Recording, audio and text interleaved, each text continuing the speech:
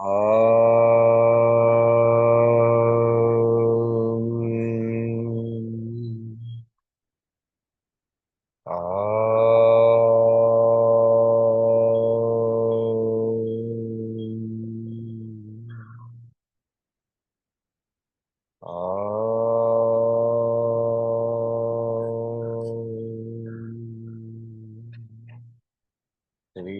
Gurubhyo Namaha Harihi Om.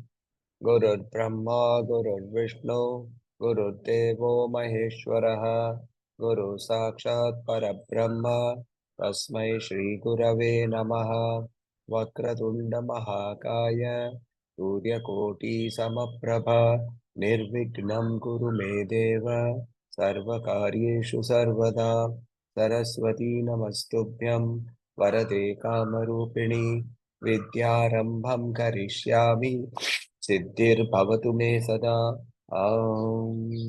Shri Matre Namaha. So we will do verse number 42.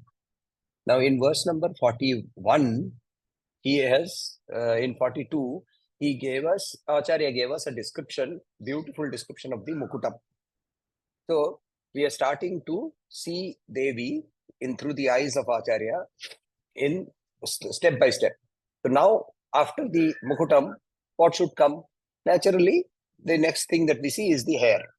So let us see how he describes the hair.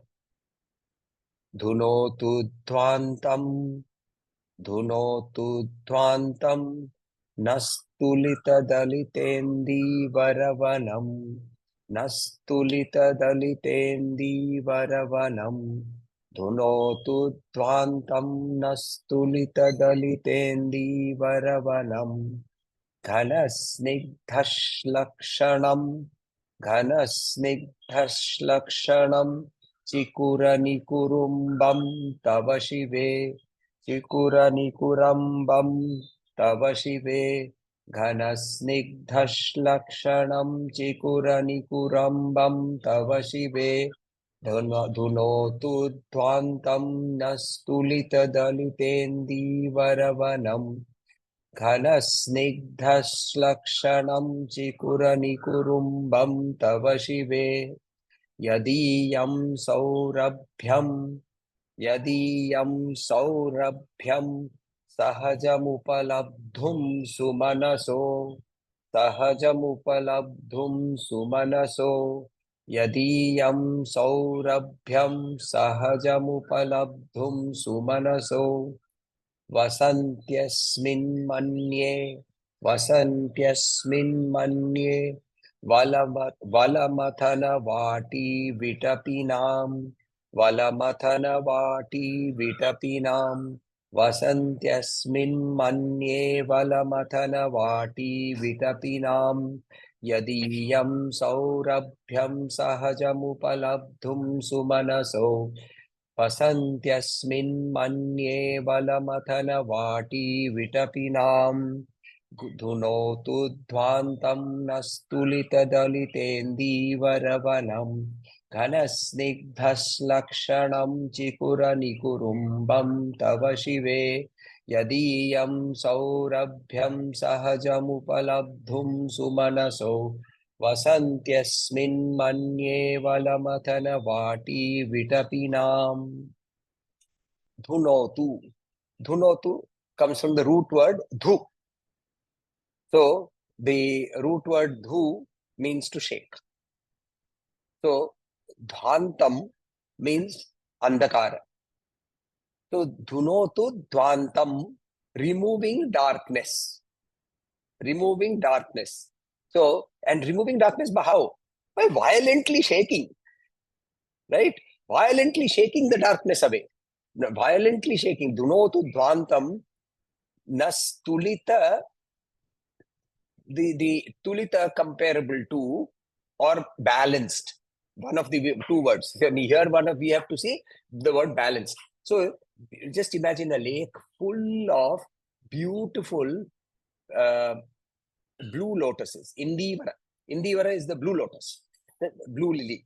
So the Indivara completely, fully, all balanced and standing properly. Now, her hair is so dark that it is actually shining with that blueness.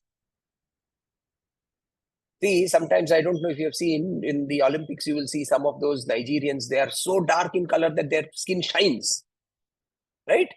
That is that sort of imagery that we have to look at. The darkness itself is so brilliant that it is removing the darkness in our minds. Dvantam dhunotu. Dvantam dhunotu. Right? Dvantam dhunotu dvantam naha. Naha means not. Right? And naha tulita sandhi nastulita dalitendivara, the large crowd of Indivara Vanam. Ghana snigdha shlakshanam.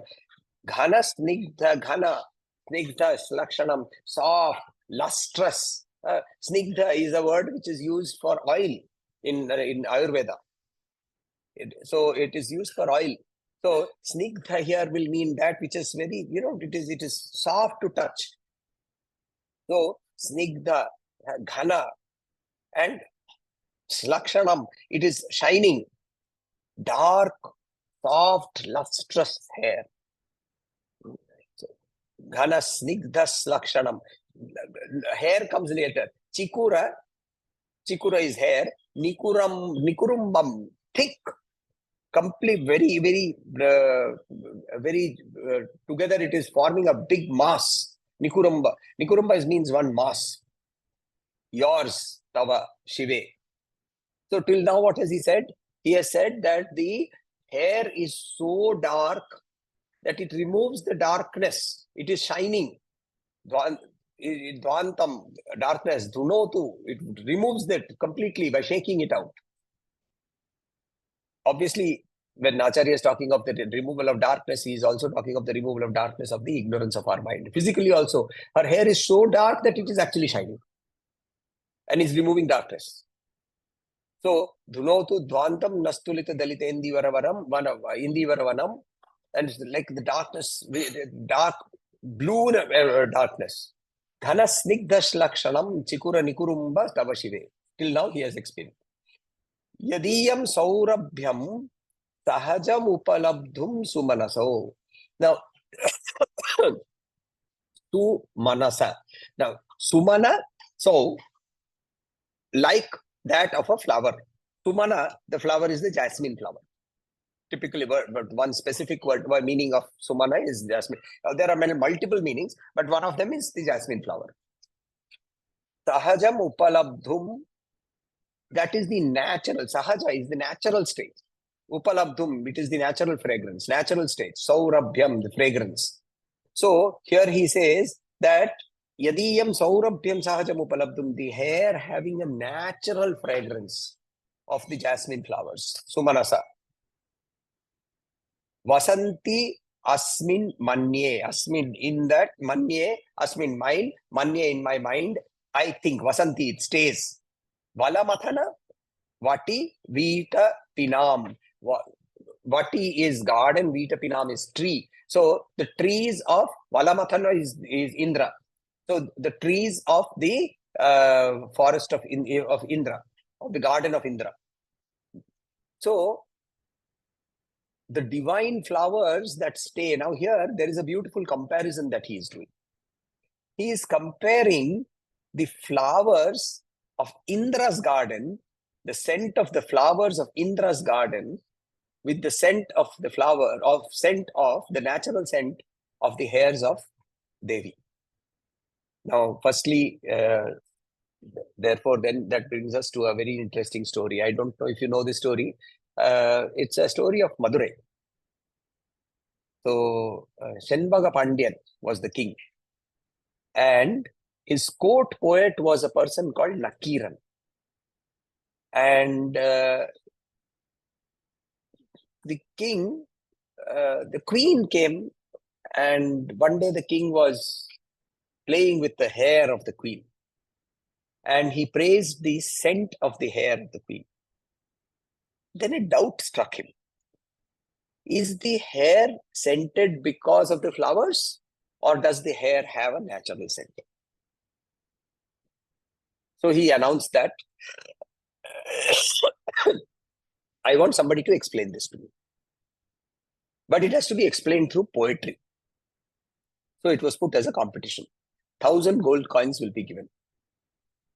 Now, one poet, he was he was good at poetry, but his luck was out. So he was a great devotee of Sundareshwara. So he cried in front of Sundareshwara and said that I know that my poetry is not as good as so many other poets in this world, but this 1,000 gold coins is something that I need even to survive. And you know that I will use this for your worship only. So please make sure that I get this.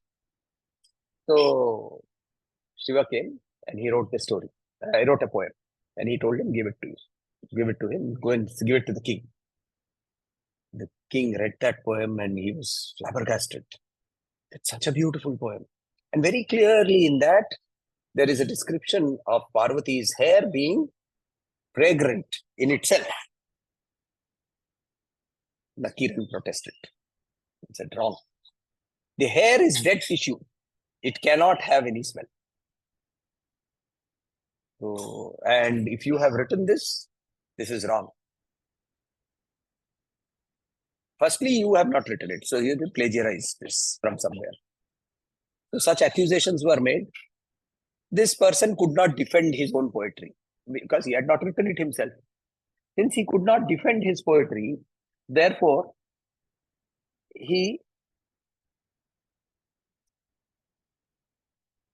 since he could not defend his poetry, the order was that his head should be cut off.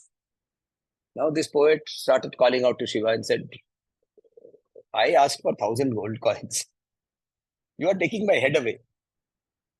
So Shiva appeared in the form of an old man and said, I am a poet from some other town.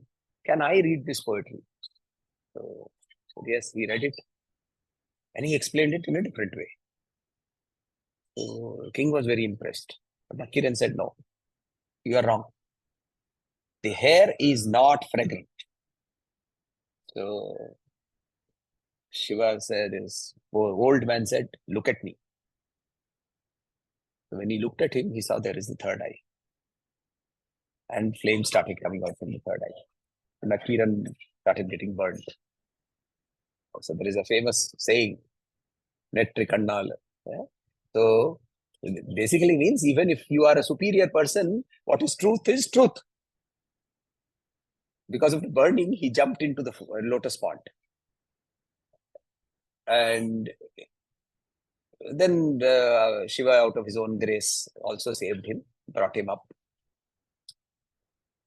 Shiva explains in that Vilayadal, it's a composite work of all the Leelas of Shiva, along with the stories of the Nayanmars, which is in Periya Puranam.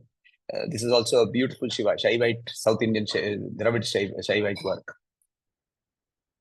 Shiva explains over there that human hair cannot be compared with the hair of Parvati. So, if you are going to say that human hair has fragrance, then you are wrong. But Parvati, her hair is also alive. It is not hair. No part of Parvati is not consciousness. Parvati is consciousness personified. So how can her hair not be fragrant? Nakiran bows his head down and says, to that argument, I have no answer. So here we have this beautiful story that comes up because of the fragrance of the hair. Another interesting comparison. Indra's hair, Indra's fragrance, in the flowers of Indra's garden. What is the Indra's garden? Indra means ruler of Indriya. So what is the fragrance of Indra's garden? Fragrance that comes to us from our Indriyas, which means the common material world that we see. The fragrance of her world, far superior. That is what he's saying. That your fragrance of your world defeats the fragrance of this material world. The darkness of your hair removes the darkness in my mind, the darkness of ignorance.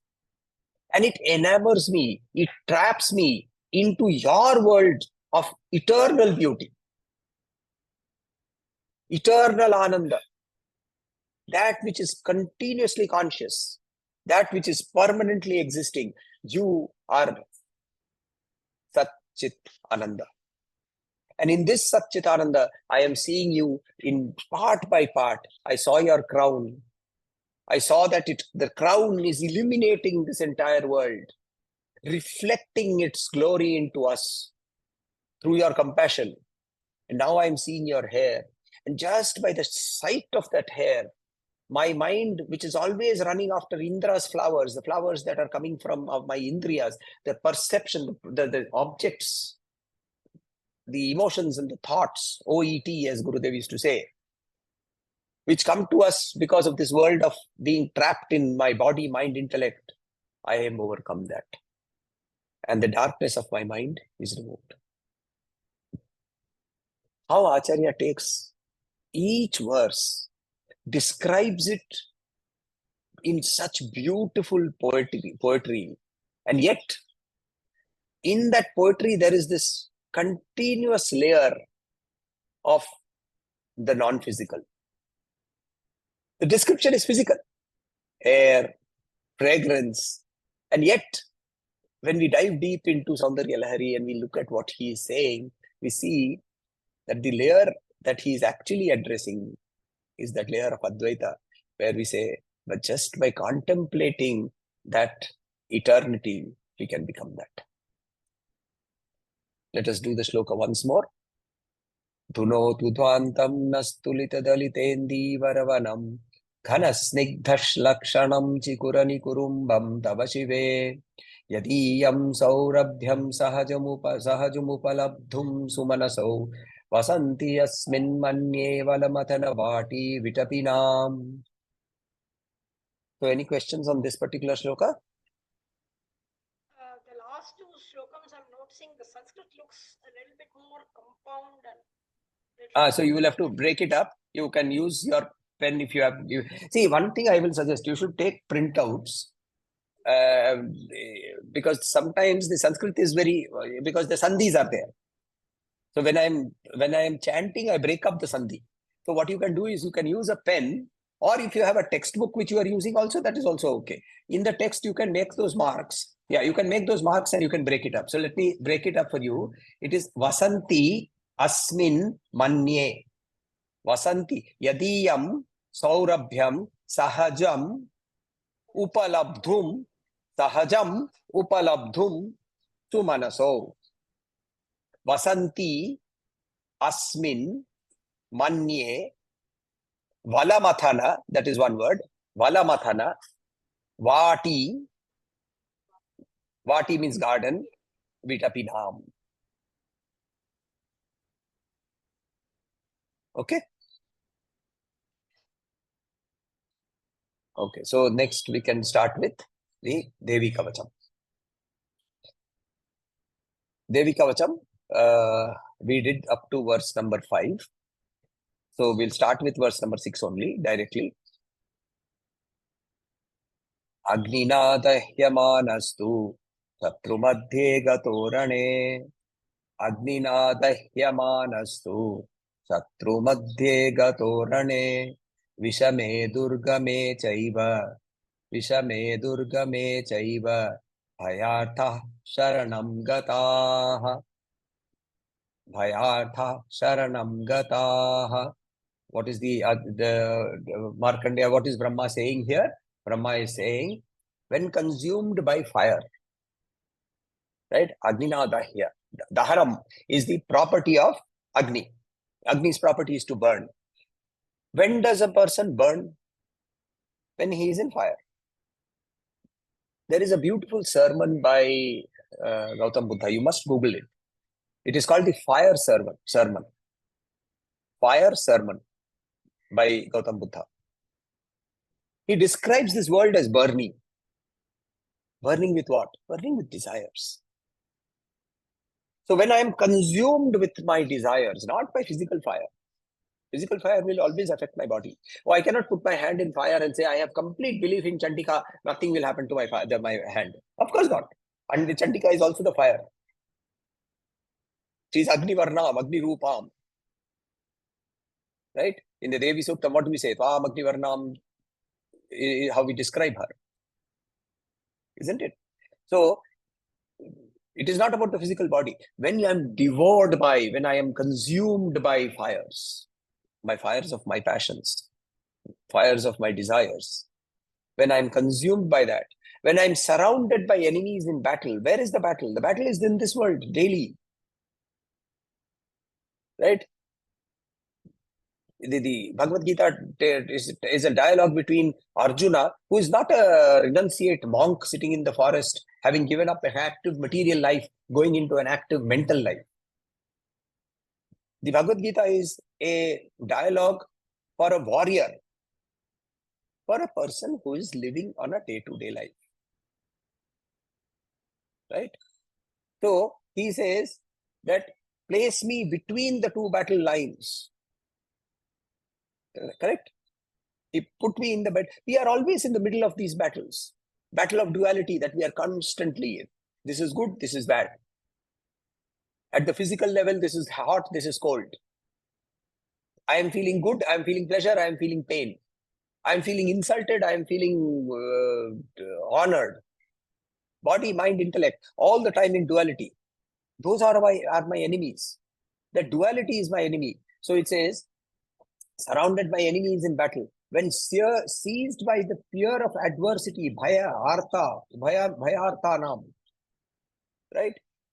In the times of crisis, when I am afraid, when am I afraid? When I am continuously away from the present moment and I am projecting in the future. Fear is always in the future. Fear is never in the past. Fear is not in the now. Fear is only about what will happen tomorrow. Correct? This fear can be overcome when we surrender our ego. When we surrender our ego, then there is no I left for any fear. How can anything bad happen to me when Devi is protecting me? So the fear is gone. So he says, for those who have taken refuge in Devi, nothing of these will happen. Then next verse number 7.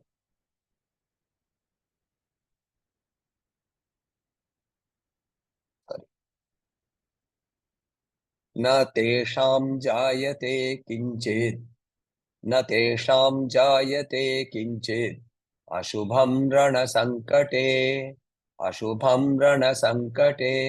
न तेषां जायते किंचित् अशुभं रणसंकटे नापदं तस्य पश्यामि शोक दुःख भयं नहि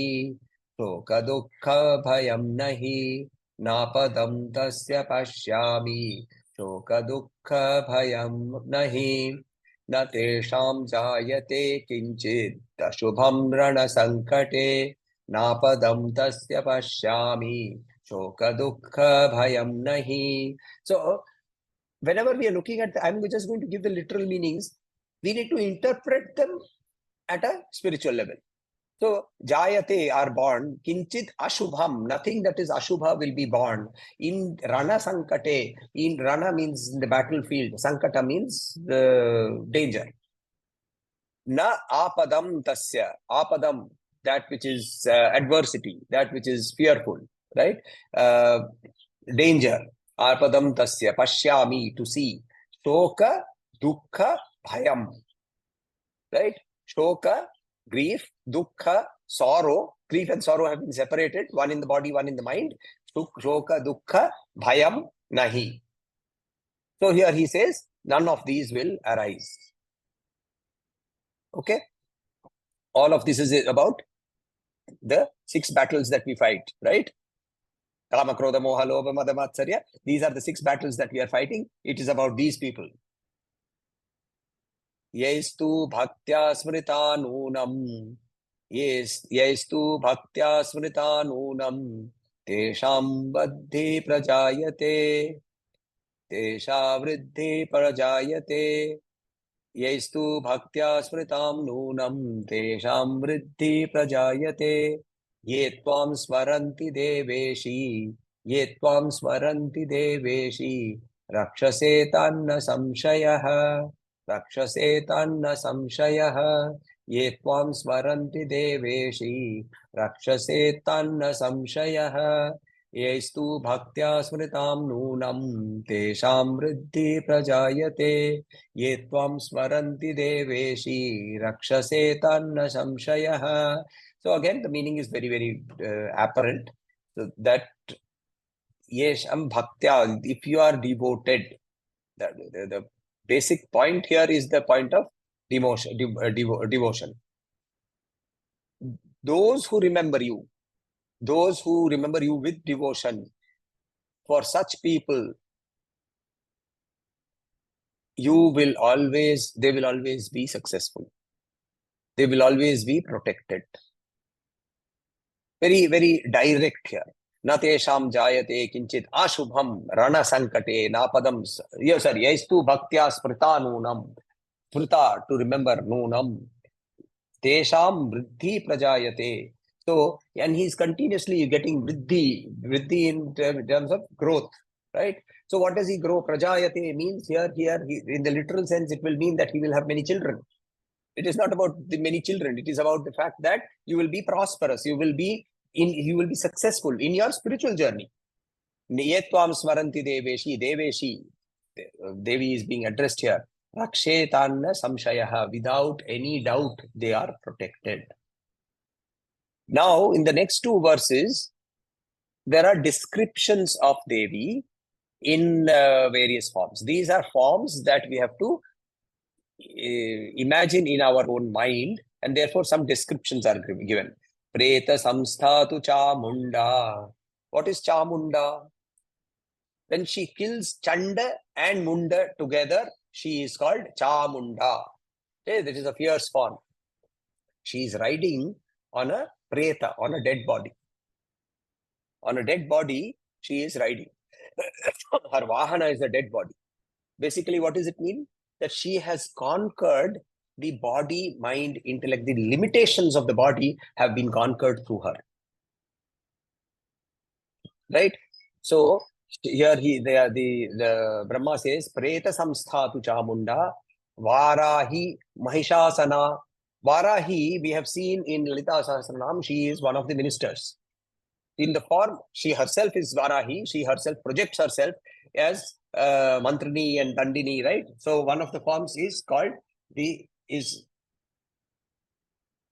Varahi.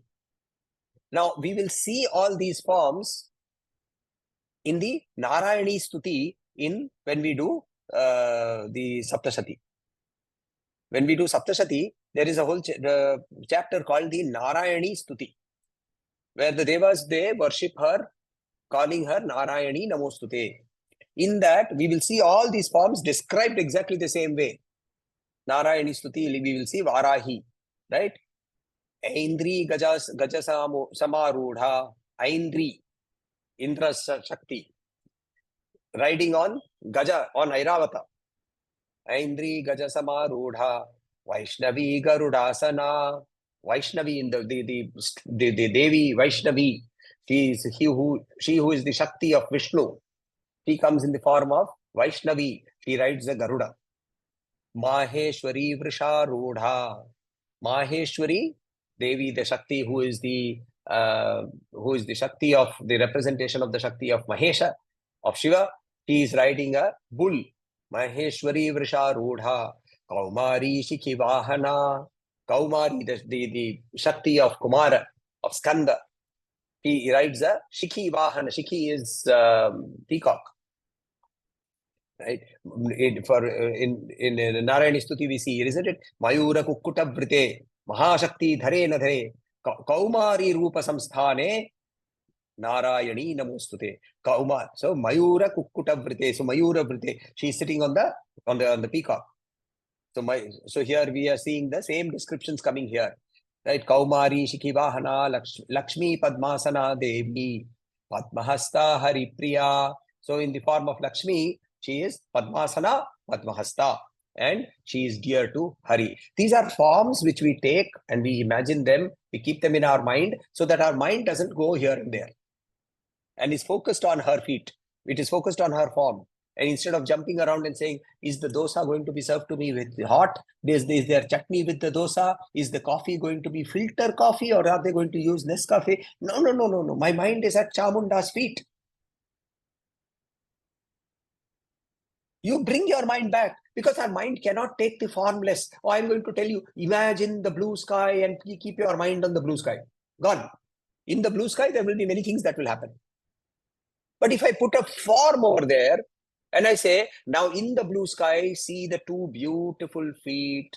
Beautifully, they are five toes on each. Each toe has a beautiful nail. The nail is polished. It is shining. It is reflecting the sunlight. Right? The feet have been covered with alta. Each of the feet, the toes have beautiful toe rings. The toe ring have diamonds on them. The diamonds are shining like suns. Each diamond is shining. Now your mind is clearly focused. Now your mind is not thinking about coffee. Right? That is why Brahma is giving us this beautiful tool, an equipment which allows us to keep our mind focused on Devi. So let us quickly then do this from the beginning.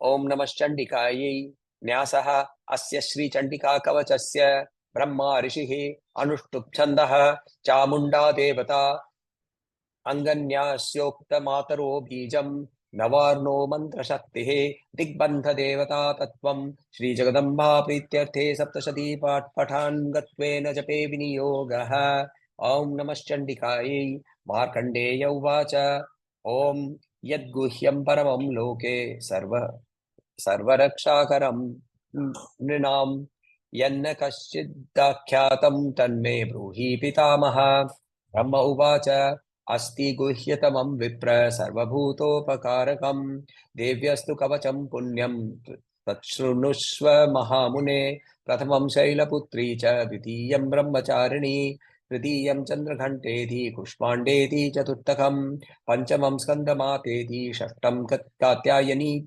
Ticha Saptamam Kalaratri Ti Mahagauri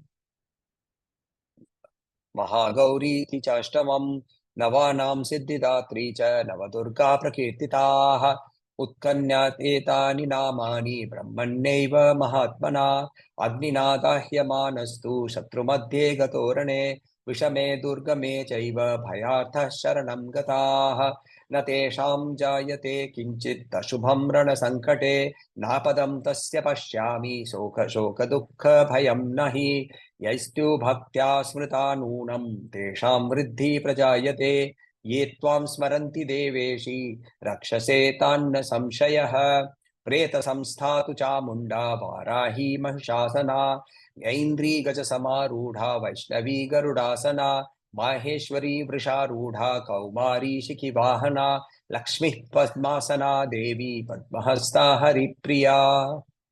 So that is the Kavacham till now. As we progress, then he will start describing one by one names of Devis and place them in certain parts of our body. So, and then that is how the Kavacham works. So that is the Kavacham. Any doubts, questions? Right, let us end then. Not regarding today, but about the meditation that you have, that scamp